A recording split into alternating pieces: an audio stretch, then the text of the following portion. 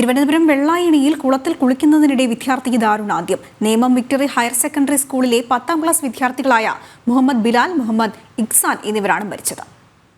വിവരങ്ങളുമായി ടിൻഡു ദാസ് ചേരുകയാണ്. ടിൻഡു, മറ്റു വിവരങ്ങൾ എന്തൊക്കെയാണ്?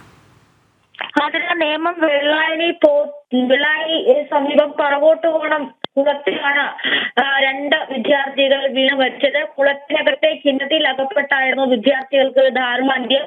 നേമം വിക്ടറി ഹയർ സെക്കൻഡറി സ്കൂളിലെ 10ാം ക്ലാസ് വിദ്യാർത്ഥികളായ മുഹമ്മദ് ബിലാൽ, മുഹമ്മദ് ഇഖ്സ എന്നീ രണ്ടുപേരാണ് മരിച്ചത്. രണ്ടുപേർക്ക് 15 വയസ്സായിരുന്നു. 5 സുഹൃത്തുക്കൾക്കൊപ്പം ഇവർ ഇന്ന് വൈകുന്നേരം 5 മണിയോട് കൂടിയാണ് ഈ കുളത്തിൽ കുളിക്കാനായി എത്തിയത്. കുളത്തിന്റെ അറ്റകുറ്റപ്പണികൾ നടന്നുകൊണ്ടിരിക്കുന്ന സമയമായിരുന്നു. 5 മണിയോടെ ജോലി കഴിഞ്ഞ് പണിക്കാർ പോയ ശേഷമാണ് കുട്ടികൾ ഇവിടെ കുളിക്കാനായി ഇറങ്ങിയത്.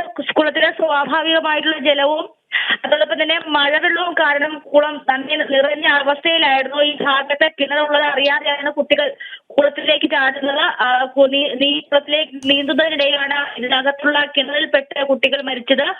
ഒരാൾ സംഭവ സ്ഥലത്ത് വെച്ച് തന്നെ മരിച്ചു. മറ്റൊരാളെ ആശുപത്രിയിലേക്ക് കൊണ്ടുപോകുന്ന വഴിയിലാണ് മരണപ്പെട്ടത്. കൂടെ ഉണ്ടായിരുന്ന കുട്ടികൾ ബഹളം വെച്ചതിനെ തുടർന്നാണ് നാട്ടുകാർ ഓടിക്കൂടി ചെങ്ങത്തുള്ള യൂണിറ്റിൽ നിന്ന് ഫയർഫോഴ്സ് എത്തി കുട്ടികളെ പുറത്തെടുത്തത്.